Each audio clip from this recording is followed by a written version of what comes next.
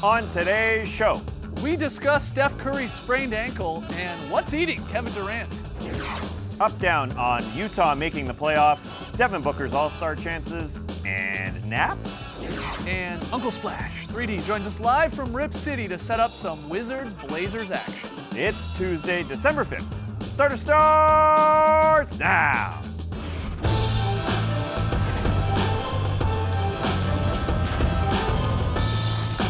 Good evening, sweet world, and welcome to The Starters, presented by Jack Daniel's Tennessee Honey. Whether you're joining us live right now on NBA TV, catching us later on YouTube, listening to the podcast, doesn't matter. We're happy to have you. I'm J.E. Skeets, and alongside me, as always, that's Tess Mellis. Thank you for joining us. To his right, the international man of mystery, taking it to the max, Lee Ellis. Friend. Lily, and last, certainly not least, over yonder, that is the bearded one. That's Trey Kirby. Hey! Yo! TK, what's up, man? Well, I'm here at the internet looking for your best tweets at #TheStarters. And guys, on yesterday's show, we had an international hot dog incident when Lee refused to eat the hot dog that I so kindly transported for him in the pocket of my pants, taking a bite just so his lips wouldn't tuck. Do you have teeth? Then fake chewing it, spitting out. You can see the wholly intact dog here. No. That dog went to the garbage. When we threw it back to him, Lee once again refused to eat a hot dog taken straight out of the garbage. I can't believe it. So, he won't eat a pocket dog. He won't eat a garbage dog. It brings us to today's question. When would Lee Ellis eat a hot dog? Luckily for you guys, I've created a few scenarios. Lee, we're going to run through these. Let me know when you would eat a hot dog. Would you eat a hot dog at a baseball game? If it's the World Series, yes. Oh my goodness. Just the World Series. Would you eat a hot dog at the Hall of Fame? NBA Hall of Fame? If it's with a Hall of Famer, yes. Would you eat one at Bar 3? No way. Would no you way. eat one I would in a be tree? banned for life. Would I eat one where, sorry? In a tree? No, thank you. Would you eat one in a post-apocalyptic hellscape when the only food that has survived is hot dogs? I would have to, yes. There we go. Well, we want to hear from you, so hit us up on Twitter and let us know, when would Lee eat a hot dog? Send us your best suggestions. We'll ask him a bit later. Maybe he'll say yes. So far, though, only the end of the world entices Lee to eat a hot dog. Well, and maybe Hall at of the World Famer, Series. the World Yeah, I Series, mean, you know. major events, you're eating hot dogs. Like if Michael Jordan says to me, hey, let's have a hot dog together. Yeah, I'm say, having a hot dog with all right. Michael Jordan. Cool. If it's you, no. Even if it came out of Jordan's pocket, though? Yeah, if it comes out of Jordan's pocket, yeah. All right. I mean, you know. We got a fun show tonight, as you can tell. We're going to discuss the Utah Jazz and their 6-game winning streak. We'll get to Devin Booker's 46-point performance and his all-star chances. And it's a players-only night. We'll talk to 3D live from Portland. But let's start with a little Is This News? Trey has rounded up some fresh NBA headlines. He's got those in his pocket. He's going to pitch them to us, and we'll determine whether or not they're actually newsworthy. Trey, first headline. First headline comes from my front right pocket, JK. It comes from NBA.com. It says, Golden State Warriors guard Stephen Curry sprains right ankle.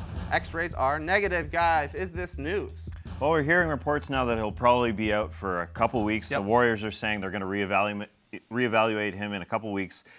That means that they're just going to keep it real easy for Steph Curry. They're going to say stay home because this coincides with a real simple part of the schedule for them where they're basically in California the entire month.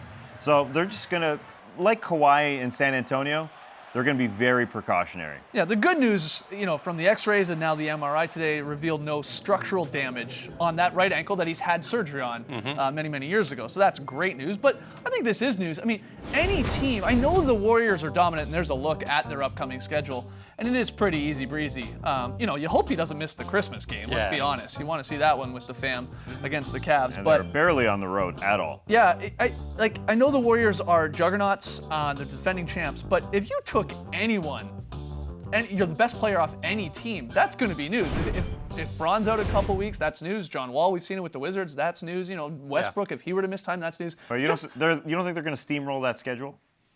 I mean, that's the Without thing. Curry? When you take off the best player, but then their other best players are Kevin Durant, Klay Thompson, Draymond Green. They can cover that loss. Steph is brilliant. They're 9-5 over the last 3 seasons, including this one, including playoffs as well, without Steph Yeah, in the you're right. lineup. So You're right. the Warriors do know how to cope without one of their star players. They're a worse. Hold on. They're a worse team without Steph Curry in the lineup. Of course they are. But they can facilitate their offense as well without him. With guys like Iguodala and Sean Livingston, those guys can handle the rock. And it's not exactly like Steph comes down and every play runs through him anyway. So the Warriors know how to survive without a loss and without a player like him. But I think also in some ways it's good. They've played so much basketball over the last 3 years. Give him a little bit of a rest. That doesn't hurt him at all, because the Warriors are expecting to be playing deep into June again this season. So if you're Steve Kerr, there's no structural damage. It's like, okay, let's just get him a couple of weeks rest. That's fine. And his finger's hurting. It's not going to be bad for Steph to point. sit out for a couple of weeks. Let that heal. That's the kind of thing that doesn't heal unless you're not doing anything. Exactly, Maybe yeah. a tiny blessing in the Heading into that Monday game, you look at the 445 minutes this season when Curry wasn't out there. The Warriors were a +1, so I mean Right. they were just getting by. You're right. You would expect some of these other guys to step up their game, be it Draymond Yeah. playmaking, Clay scoring, Durant scoring, and so on. I get that, and I love Sean Livingston. I think he's one of the best backup point guards in the league when he's not touching heads with the refs. So you're right. They're going to be fine. You're happy this is happening here in December, and obviously not come playoff time. This is just a reminder that he's been a picture of health since he had ankle surgery Yeah. 5 years ago. I mean, he really hasn't missed many games at all. A lot of those were just straight up like rest games. Yeah, Yeah, exactly. 100%. His reputation of being an injury-prone guy early Yeah. on was false anyway, and that's what basically allowed the Warriors to build this enormous team anyway, because they gave him that cheap contract. Yeah, since 2012, they got that real cheap contract because of his ankles. And since then, he has been extremely healthy. I guess it is a bit of a story along with the sort of the MVP storylines as well. I mean, if he's out a few weeks, he Hurts loses his some chances. MVP votes as well. Maybe a few go to Kevin Durant, but they probably cancel each other out in the end anyway. All right, Trey, next headline. Our next headline, also from the Bay Area. This one's from the Mercury News. It reads, Steve Kerr says the Warriors are complaining absolutely too much. Is this news?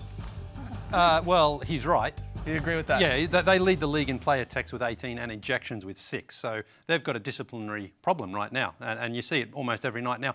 Teams are coming at them, though. They're bringing their best shot. They're trying to rattle the Warriors. Yeah, because- David West addressed that. Exactly. Which is a fair point. Most teams don't have the talent to match up with the Warriors, so you have to find a way to try to muck up the game a little bit, and one way to do that is to get under their skin. Yeah. And the Warriors are reacting right now, and we've seen it with Kevin Durant being thrown out twice, Sean Livingston, of course, and so this is a problem, and Steve Kerr addressed it. He says, we need to keep our composure better, including myself, because Steve Kerr as well has been getting rattled on the sideline. So this is accurate, and it is news because the Warriors know that they can't afford to have guys now, especially with Steph out, perhaps getting suspended or missing time. But this is how they're staying interested in the regular season to me. I mean, this is their instrument. They're just being vocal and loud, and I think they like the fact that people get under their skin because it just keeps them interested when they know that they are the favorite to go back to the NBA Finals. I think it's good for them.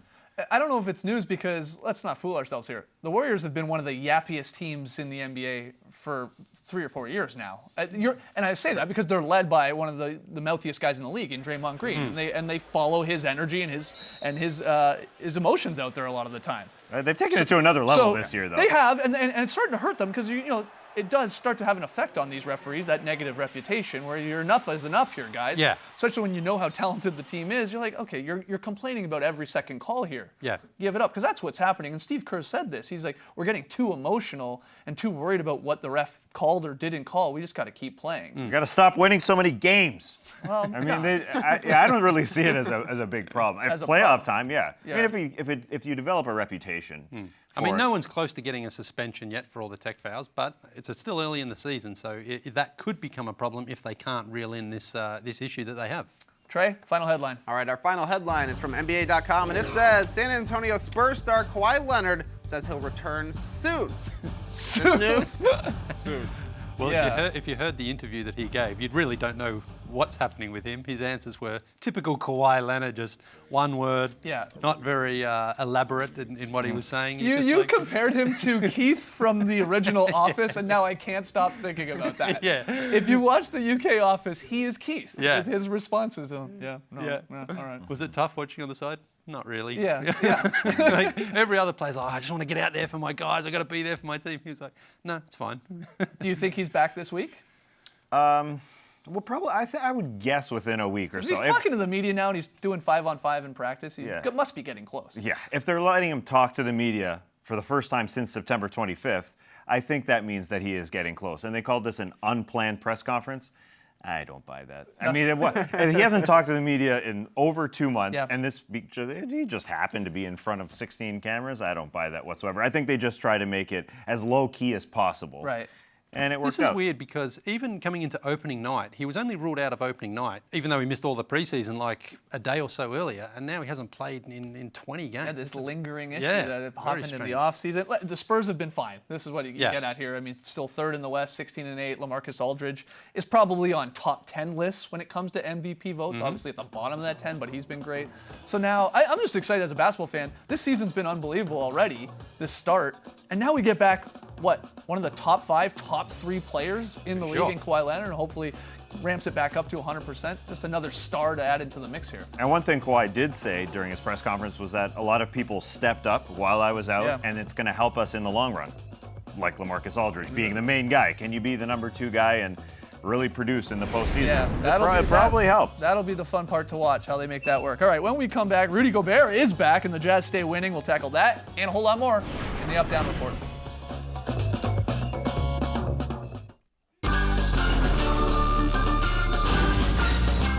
Back with the starters, right into the Up Down Report. Let's see those thumbs out there on Twitter. Hashtag the starters, thumbs up or thumbs down. Let's see them in the YouTube comments as well. All right, first one here.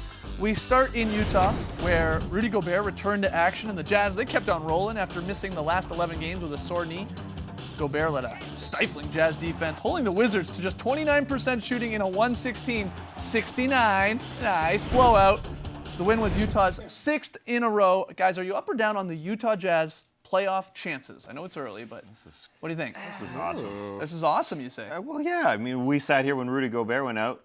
We were extremely worried about their playoff chances. But some way, somehow, those Quinn Snyder, let's just drag out these possession-type offenses where they keep passing around, they play such a slow pace, worked out great. I mean, could you expected them to be 13-11 at this point now that Rudy's back? The problem is, though, now, Gobert and Favors aren't great together on the court, and especially when you have Rubio in that starting lineup. So he has to now find a way, Quinn Snyder, to stagger that lineup, I think, a little bit, because they need better shooting. If they haven't got any shooters out there, then you can pack the paint against Gobert and Favors. But that's what's been going on here over a lot of these wins. Donovan Mitchell has been huge. Exactly, the that's what I rookie, mean. And Alec Burks, yeah. That's what I mean. So Favors stepped up. He played really well as the centre, but now what do you do with him? He doesn't want to come off the bench. He's in a contract year. So Yep. it's going to be it's a good problem, I guess, to have if you're Quinn Snyder, but it's actually, it's going to be a little bit dicey for a couple of games. But they're getting tons of contributions everywhere. Like you said, Derek Favors has been playing well. Donovan Mitchell, Alec Burks as well has been great. They've had 5 different leading scorers during these 11 games that Rudy Gobert was out. But now we're going to kind of see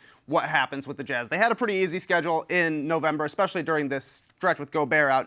This next month, in 10 of their games, they play OKC, Houston, Cleveland, Golden State, Boston, and San Antonio. Yeah. We're going to find out if they're a playoff team, but they're one of the 6 teams that's kind of in the bottom 5 spots, and it's probably going to be determined by injuries, all things considered, by the end of the year. But you have to like that they are a team finding their way, right? Like Ricky Rubio's shot attempts are going down because the ball is moving more, and the ball is finding the guys who should be shooting. It's great. All right, moving on. Last night in Philly, Devin Booker caught fire, scoring 46 points to help lead the Suns to a 115-101 win over the 76ers. He started slow, but then he torched every Philly defender they threw at him. He outscored the Sixers by himself, 17-15 in the final 8 minutes of the game. He now sits 10th in the NBA at points per game, 24.5. Guys, up or down on Devin Booker's all-star chances in that loaded West? Down, down, down. Whoa. The main problem Come I on, see guys. with Devin Booker is if you're not a Suns fan, you're probably not watching his games, and he's only on NBA. He's only on national broadcast 3 more times this season, and really that does affect you. People just won't see him, and the Suns are just not going to be very good. He's a good player. It's a very deep position as well, that guard spot in the West. I think it's going to be tough. I mean, the people who are going to select him are either coaches or the commissioner based on an injury replacement, right? Because, you get 5 or 6 guards for each conference. We'd assume Russ, Steph, Harden, and Clay are locks, those 4. And then it kind of helps Booker's chances that CP3 has been hurt. Jimmy Butler hasn't really been scorching it, that there are playoff teams like Denver, San Antonio even, New Orleans that don't really have a great guard. So that kind of helps out. But it's going to come down to Dame, CJ McCollum have to get in. It's either an injury replacement or a commissioner's choice to me. And that's why I'm a little bit down on it because, first of all, Phoenix Suns got their coach fired 3 games into the season. That's not going to sit well with the other coaches. And I think Damian Lillard has to be in over Devin Booker. He's putting up better stats. Their team is better. He's been snubbed twice in the All-Star game the past 2 years. It'll be crazy if Damian Lillard doesn't make it this year. Yeah, Especially if they keep it up, right? Booker may become the new Lillard in Yeah, the sense maybe where so. you're like, oh, That's this guy fun. got his snub. Yeah, it could happen. All right, finally, this one's great. Check out this guy down at the Fortress last night. His Hawks were getting blown out, so he decided to stretch out across 5 or 6 courtside seats and catch some Z's as the game wrapped up.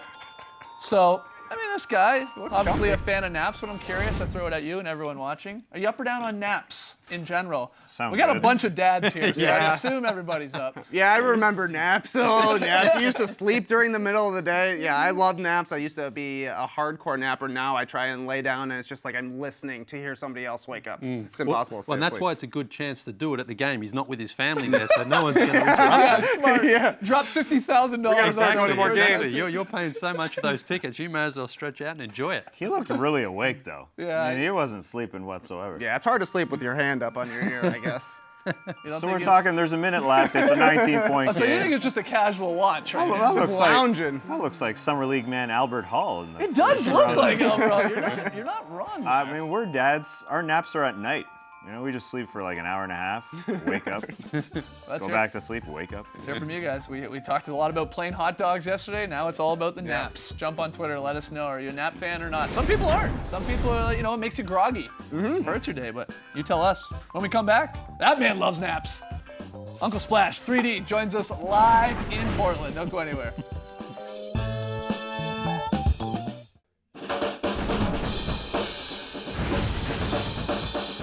The Starters is brought to you by Jack Daniel's Tennessee Honey, official partner of the NBA. Welcome back to the show. We've got a players-only doubleheader on NBA TV tonight. Suns Raptors followed by Wizards Blazers. And to let us know what's going on in Portland, it's the grill daddy himself, Dennis Scott. See those grill marks? See those grill marks? See those grill marks? See those grill marks? See those grill marks? See those grill marks? See those 3D. grill marks? See those grill marks? See those grill marks? Yeah, man. Find the baby. vibe. Yeah, Find the baby. vibe, man. You can't help yourself, man. Can't First, help it. I can't help it. we want to say congrats on getting seat 3D on the flight over there, like you always Yes. do. How do you do it, I was man? pretty lucky. I don't know. I think the travel guys just love players only. They want to make sure I have a comfortable seat. And yeah, seat 3D, I slept so peacefully. What are you snacking on in that seat?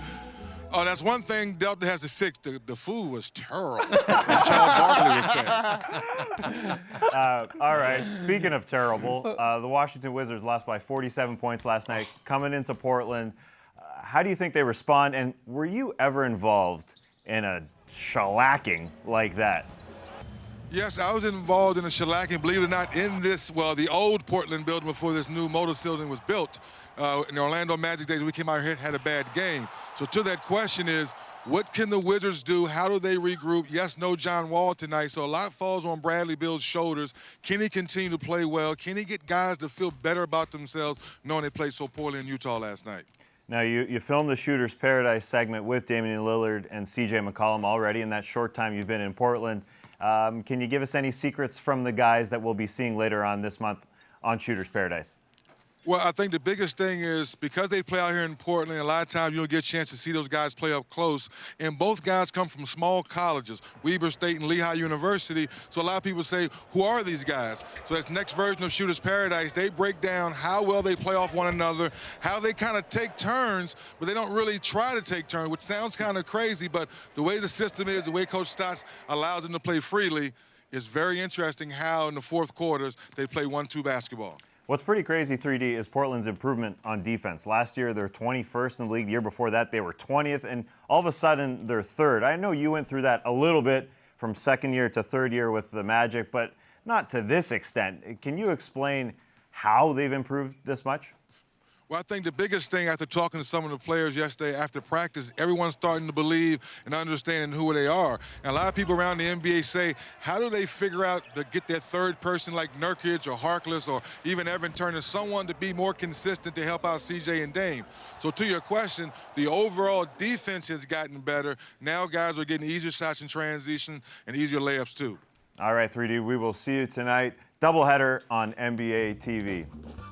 My guys, hey, the South Las Vegas team back here, Lee. You see him back Yeah, here, I baby. see him, man. Yeah, the give him a kids, shout out. boy. Yeah, give him a shout out, Hey. 3D. Yeah, do you know those people, Lee? I'm gonna see if they yeah. can leave it. I'm gonna see if they can leave it. I'm gonna Oh, see if yeah. they can leave it.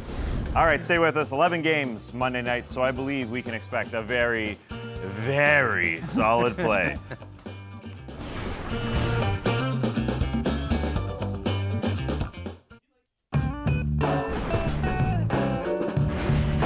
All right, here's what we know. Lee would eat a hot dog if it was the end of the world, he was at the World Series, or he was with Michael Jordan. Yeah. Game 7 of the World Series. But we wanted some other scenarios here. You tweeted at us, hashtag the starters. When would Lee maybe eat a hot dog, or let's test him at least. Trey, you got to feel the best answers. Still mad at that pristine dog. This one comes from Corgi Girl, who says Lee would eat a hot dog if Bradley Beal grilled it, prepared it, and handed it to him on a paper plate. Maybe he would. Post Luke says, would Lee Ellis eat a hot dog on the 4th of July? I sure hope so. And our final tweet comes from a very handsome gentleman by the name of Trey Kirby. Would Lee Ellis eat a pocket dog right now? That's a pocket dog, and it's a big one. Eat it this Get in time. there, get in Bite there. of a hot dog. It's good. Just have a Good. hot dog. You want a Lady in the Tramp list? Meet in the middle? Take a bite, bro. There it is. Teamwork. Oh, that's beautiful. There you go, Lee. Swallow it. All right. Not bad. Not bad, This right? is not the same one from yesterday, is it? Beats me.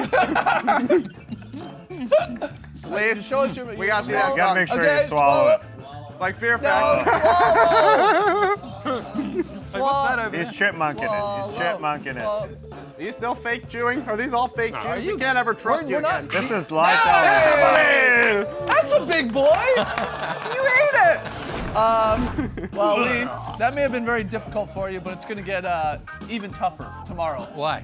Because you lost November's Pick'em contest. You will Right. be doing the Make Weight Challenge as part of your payoff, Pick'em payoff, tomorrow at 7 p.m. Eastern here on the show. Am I going to burn off this hot dog? Yeah, I'm saying you should take down Yeah, that you hot might dog. want to finish it. Yeah, exactly. That'll be a lot of fun.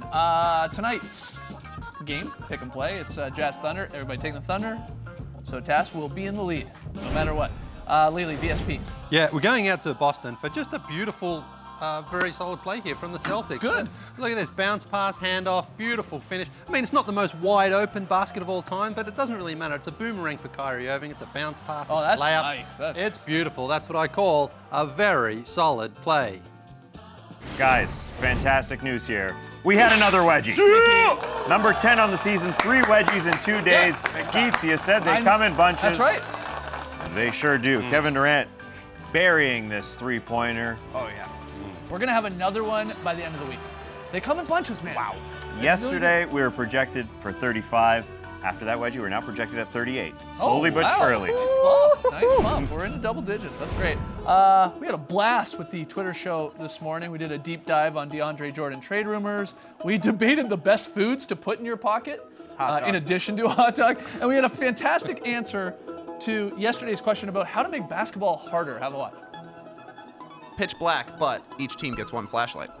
How would you use your flashlight? Hold it on the rim? I think you can handle the dribbling by yourself. Put it on the rim, yeah. Do you give it to a big guy?